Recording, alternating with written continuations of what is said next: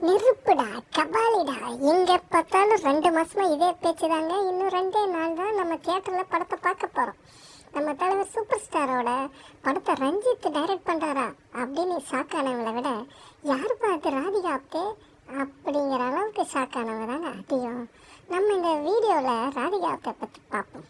எல்லாம் எதிர்பார்த்துட்டு இருக்கிற சமயத்தில் பல முன்னணி நடிகைகளோட பேர் அடிபட்டுச்சு. தமிழ், தெலுங்கு, ஹிந்தியில் இருந்தும் கூட.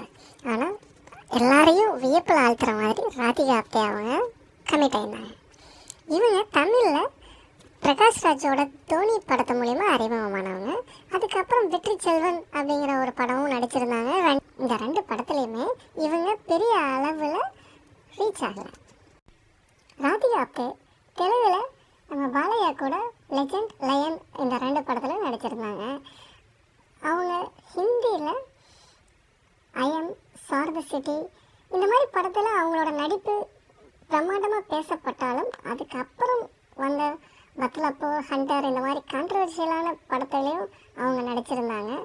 அவங்க பேசிக்கலி ஒரு கதை டான்ஸருங்கிறதுனால எந்த ஒரு எக்ஸ்ப்ரெஷனையும் ஈஸியாக எமேட் பண்ணக்கூடிய ஒரு கெப்பாசிட்டி இருந்ததுனால அவங்களுக்கு நிறைய வாய்ப்புகள் ஹிந்தியில் வந்துக்கிட்டு இருந்துச்சு. லாஸ்ட் இயரில் மிகவும் பரபரப்பாக பேசப்பட்ட ஒரு ஷார்ட் ஃபிலிம் அகல்யா சோஷியல் நெட்வொர்க்கில் மிக அதிகமாக ஷேர் செய்யப்பட்டது.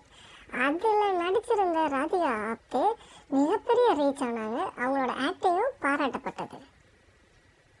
இப்போ கூட ரீசெண்டாக நடித்த ஒரு ஹிந்தி படம் ஃபோபியா. ஸோ அதில் பேசிக்கலி ஒரு த்ரில்லர் மூவியில் அவங்களோட எமோஷன்ஸ் அண்ட் நடிப்பு எல்லாத்தையும் பிரமிக்க வச்சுது. ரஞ்சித், நான் ஒரு கரெக்டான ஒரு நடிகையை தான் இங்கே சூஸ் பண்ணியிருக்கேன் அப்படின்னு கன்ஃபார்ம் பண்ணுறதுக்கு அந்த போஃபியாங்கிற ஒரு படமே போதுங்க. ரஞ்சித்தும் கூட ஒரு பேட்டியில் சொல்லியிருந்தார், ராதிகா ஆப்தே எப்படி குமுது வழியாக மாற்ற போகிறேன்னு எனக்கு ஒரு சின்ன தயக்கம் இருந்துச்சு. ஆனால் ஸ்க்ரீன்ஷாட் பார்த்து முடிச்சதுக்கப்புறம் அந்த தயக்கம் எனக்கு போயிடுச்சு. இன்னும் நம்பிக்கை அவங்க மேலே ஜாஸ்தி ஆயிடுச்சு.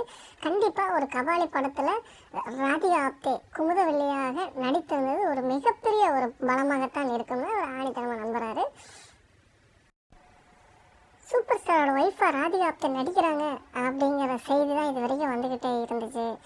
எல்லாரும் படத்தை பார்த்து முடிச்சதுக்கப்புறம் கபாலியோட ஒய்ஃபாக நடிச்சிருக்க குமுதவள்ளி ரொம்ப அற்புதமாக நடிச்சிருந்தாங்கன்னு சொல்லும் பொழுது தான் இந்த கதாபாத்திரத்துக்கான வெற்றியாக இருக்கும். அது கண்டிப்பாக நடக்கும்னு நம்புகிறோம்.